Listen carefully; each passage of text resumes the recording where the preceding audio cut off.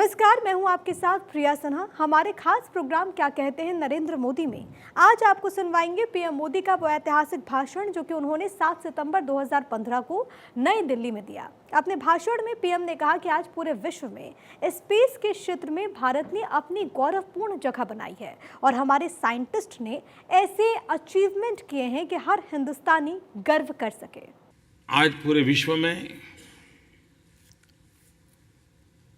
Space के क्षेत्र में भारत ने अपनी गौरवपूर्ण जगह बनाई है। हमारे साइंटिस्टों ने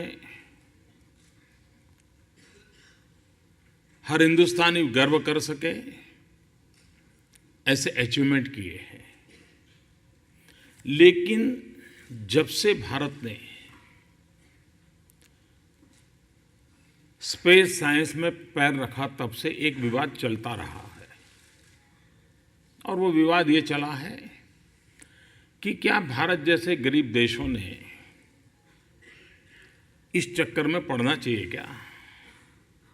अगर हम आज स्पेस में नहीं जाएंगे तो क्या फर्क पड़ता है? हम सैटेलाइट के पीछे रुपये खर्च नहीं करेंगे तो क्या फर्क पड़ता है?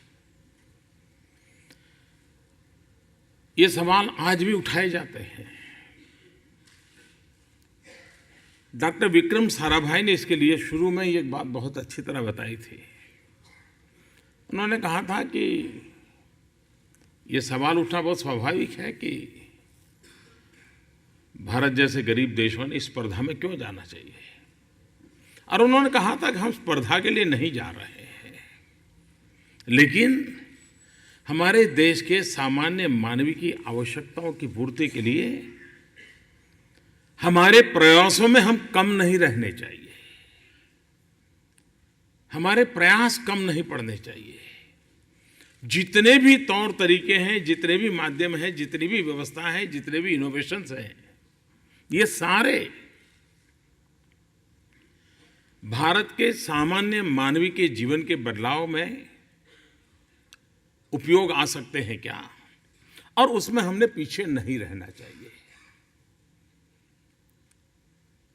विक्रम साराभाई ने उस समय जो दर्शन किया था,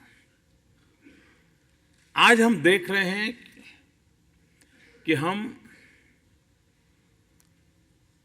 स्पेस के माध्यम से, हमारे साइंस के माध्यम से, हमारे इसरो के माध्यम से जो कुछ भी अचीव हुआ है, आज हम देश के विकास में कहीं न कहीं इसको जोड़ने का कम अधिक मात्रा में सफल प्रयास हुआ है। जब मैं प्रेजेंटेशन देख रहा था, मुझे इतनी खुशी हो रही थी कि सब डिपार्टमेंट अब इस बात से जुड़े हैं।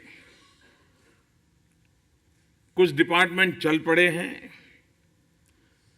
कुछ डिपार्टमेंट दौड़ते हुए आगे बढ़ रहे हैं, और कोई डिपार्टमेंट ऐसा नहीं है कि जिसका कोई सपना न हो। राज्यों ने भी अपने सीमित संसाधनों में जिस प्रकार के इनिशिएटिव लिए हैं, और सारे इनिशिएटिव या तो समस्या का समाधान ढूंढने के लिए हैं या डिलीवरी सिस्टम को इजी बनाने का प्रयास के भागरूप है। तात्पर्य यह है कि सारी हर बात में लास्ट मैन सेंटर में है, और हमारे लिए यही आवश्यक है कि हम लगातार नई नई चीजों पर कैसे सोचें, इन व्यवस्थाओं का कैसा उपयोग किया जाए। मैं कुछ दिन पहले बनारस में जो लोको शेड है, वहाँ पर एक हाई पावर इंजन के लोकार्पण के लिए गया था।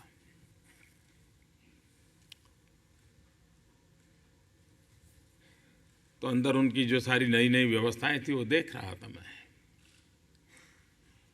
तो मैंने उनको एक सवाल पूछा।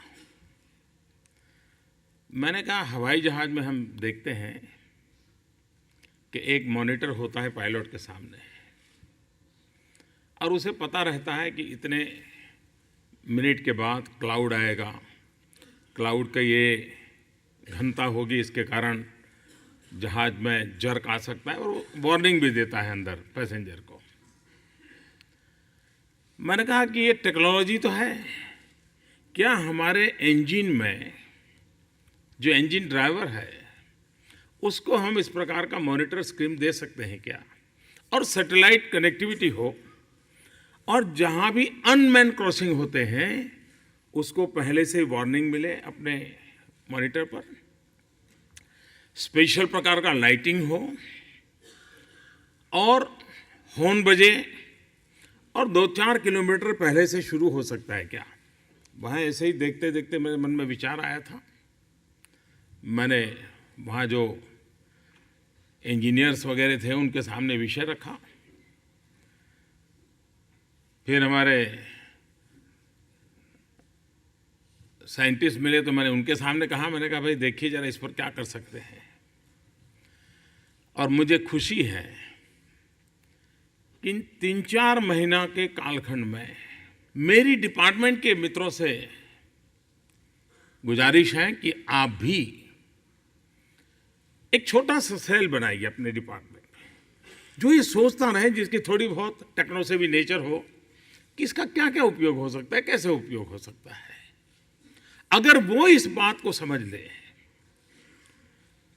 और वो फिर जरा डिस्कस करें, नीचे ग्राउंड रियलिटी क्या है उसको देखें, और फिर हम इसरो को कहें कि देखिए हमारे सामने ये पजल है, हमें लगता है कि इसका कोई रास्ता खोजना चाहिए और हमें ये व्यवस्थाएं चाहिए। आप देखिए उनकी टीम लग जाएगी। टेक्नोलॉजी किस हद तक आपके साथ काम आ सकती है, डाटा कलेक्शन का काम आपका है, कन्वर्जेंस का काम आपका है, और किस प्रकार से उसका परिणाम ला सकते हैं। कई नए इनिशिएटिव हम ले सकते हैं।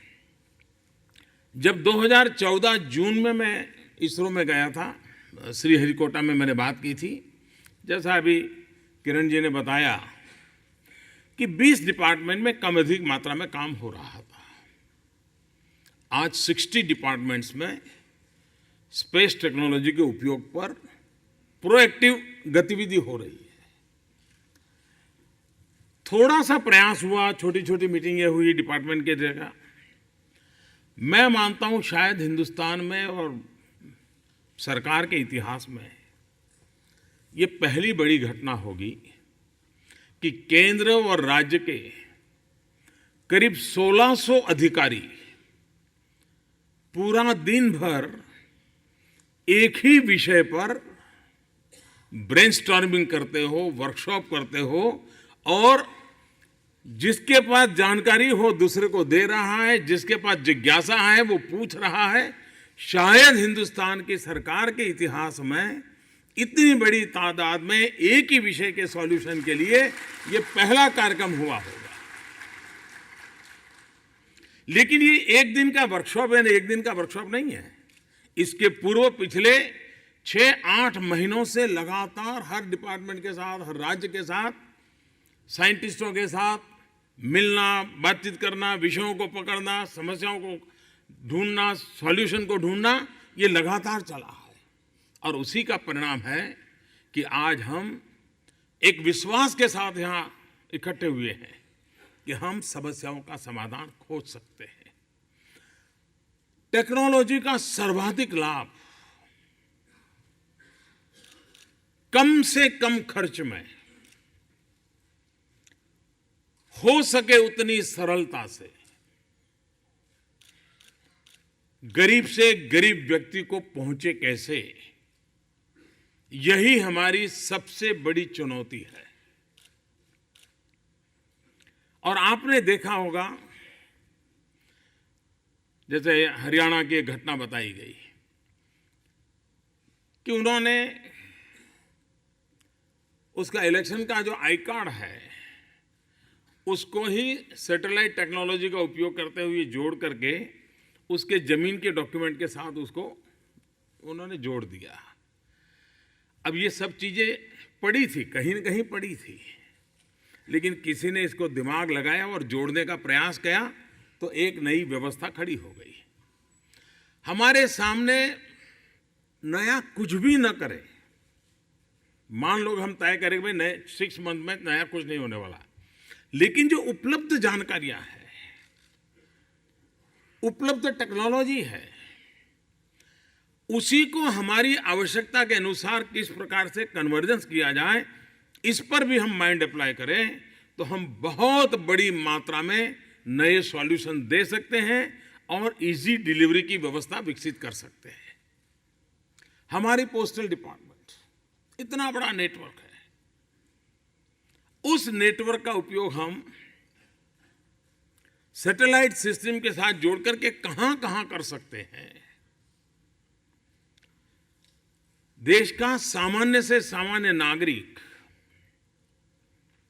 और व्यवस्थाओं से जुड़ता हो या न जुड़ता हो, लेकिन वो पोस्ट ऑफिस से जरूर जुड़ता है। साल में एकाध बार तो उसका पोस्ट ऑफिस से संबंध आता ही आता है। इसका मतलब कि सरकार के पास एक ऐसी इकाई है जो लास्ट मिनट तक सहजता से जुड़ी हुई है, और पोस्ट ऑफिस एक ऐसी व्यवस्था है कि आज भी सामान्य मानवी को उस पर बड़ा भरोसा है। जिसको आदत होती है तो डाकिया कब आएगा वो देखता रहता है, डाकिया आया क्या, डाकिया गया क्या। भले महीने में एक बार डाक आती हो, लेकिन बेटा बाहर है तो वो डाकिये का इंतजार करती रहती है माँ। ये जो विश्वास है, वो विश्वास के साथ इस टेक्नोलॉजी का जोड़ना, नई नई चीजों को जोड़ना कितना बड़ा परिणाम दे सकता है। जब मैं राज्य में काम कर रहा था तो ये किरण जी हमारे वहीं थे, तो हमारी अच्छी दोस्ती भी थी, तो मैं उनसे काफ़ी कुछ जानता रहता था, क्या नया हो रहा है, क्या कर रहे हो, दुनिया को क्या देने वाले हो। उसमें से एक हमारा कार्यक्रम बना फिशरमैन के लिए। फिशरमैन को मोबाइल के ऊपर हम जानकारी देते थे कि इतने लॉन्गिट्यूड लैटिट्यूड पर कैच है, और फिश का एक स्वभाव रहता है कि जहाँ जमघट होता है उसका, तो करीब करीब 24 घंटे वहीं रहती है। अब वो पहले फिशिंग के लिए जाते थे तो घंटों तक वो बोट लेकर के जाते थे, देखते रहते थे, वो अपने जाल फेंकते रहते थे, फिर मिला, फिर आगे गए, घंटों तक उनको प्रक्रिया करनी पड़ती थी। ये व्यवस्था देने के बाद वो टारगेटेड जगह पर पहुंचता है, कम समय में पहुंचता है, डीजल वीजल का खर्चा कम होता है और भरपूर मात्रा में कैच मिलता है, फिशिंग करके वापस आ जाता है, समय और शक्ति बच जाती है। टेक्नोलॉजी वही थी, उसका उपयोग गरीब व्यक्ति के लिए कैसे होता है। आज जैसे अभी बताया, मध्य प्रदेश ने आदिवासियों को जमीन के पट्टे देने में इसका उपयोग किया। इससे भी एक कदम आगे हम काम कर सकते हैं।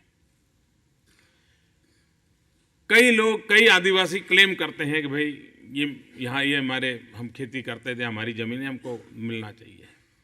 गांव के लोग कहते हैं नहीं, ये झूठ बोल रहा है, वो खेती नहीं करता था, ये बेकार में ज़मीन हड़प करना चाहता है, उसका तो पैतृक जगह वो है, वो वहाँ करता था, अब तो बच्चे बेकार में ही अलग हो गए इसलिए करे। सब झगड़े चलते रहते हैं।